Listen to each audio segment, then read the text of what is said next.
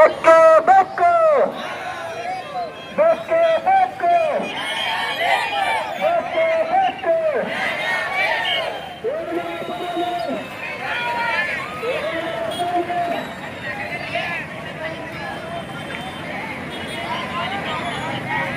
ಬೆಕ್ಕೆ ಬೆಕ್ಕೆ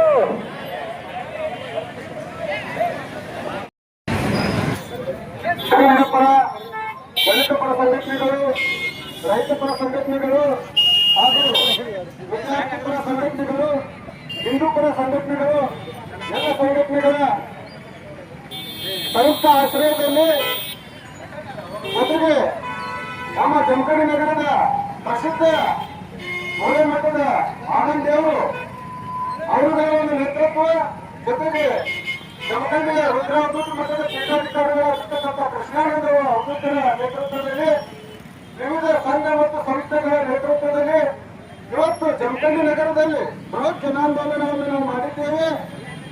ಈ ಬೃಹತ್ ಜನಾಂದೋಲನದ ಉದ್ದೇಶ ಅಷ್ಟೇ, ಜಮಖಂಡಿಯಲ್ಲಿ ಕಾನೂನು ಬಾಹಿರವಾಗಿರ್ತಕ್ಕಂಥ ತಂಬಾಕು ಮತ್ತು ಗಾಂಜಾ ಡ್ರಗ್ಸ್ ಮಿಶ್ರಿತ ಬಹಳ ದಂಧೆಯು ಬಹಳ ಹೆಚ್ಚಿನದು ಮತ್ತು ರಾಜಾರೋಷವಾಗಿ ಈ ನಗರದಲ್ಲಿ ನಡೀತಾ ಇದೆ. ಈಗಾಗಲೇ ಸುಮಾರು ದಿನಗಳಿಂದ ನಾವು ಜಮಖಂಡಿ ನಗರದಲ್ಲಿ ಈ ಮಾವ ಮಾರಾಟ ಬಂದಾಗಬೇಕು ಅಂತ ಸುಮಾರು ಸಾಕಷ್ಟು ಬಾರಿ ಸಂಬಂಧಪಟ್ಟ ಇಲಾಖೆಗೆ ಮನವಿಯನ್ನು ಕೊಟ್ಟಿದ್ದೀವಿ. ಇಲ್ಲಿರ್ತಕ್ಕಂಥ ಆರೋಗ್ಯ ಇಲಾಖೆ ಹಾಗೂ ಪೊಲೀಸ್ ಇಲಾಖೆಗೂ ಸಹ ನಾವು ಕಳಕಳಿಯಿಂದ ಮನವಿಯನ್ನು ಮಾಡಿಕೊಂಡಿದ್ದೇವೆ.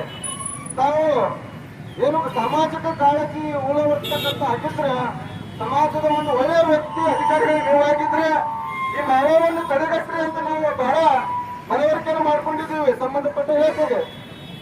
ಅವರು ಸಹ ಸುಮ್ಮನೆ ಬೇಜವಾಬ್ದಾರಿತನದಿಂದ ಒಂದು 2-3 ಹಿಡಿತಾರೆ. ಮತ್ತೆ ಈ ಮಾವ ಮಾರಾಟ ಜಮಖಂಡಿ ನಗರದಾಗ ಹೆಂಗ ಯಥಾವತ್ತಾಗಿ ಇರ್ತಲ್ಲ ಅದೇ ರೀತಿಯಾಗಿ ನಡೀತೈತಿ ಜಮಖಂಡಿ ನಗರದಾಗ. ನಮ್ಗೆಲ್ಲ ಗೊತ್ತಿರಲಿ, ಜಮಖಂಡಿ ನಗರ ಐತಿಹಾಸಿಕ ನಗರ. ಈ ನಗರ ಆಧ್ಯಾತ್ಮಿಕ ಕೇಂದ್ರವಾಗೈತಿ, ಸಾಂಸ್ಕೃತಿಕ ಕೇಂದ್ರವಾಗೈತಿ.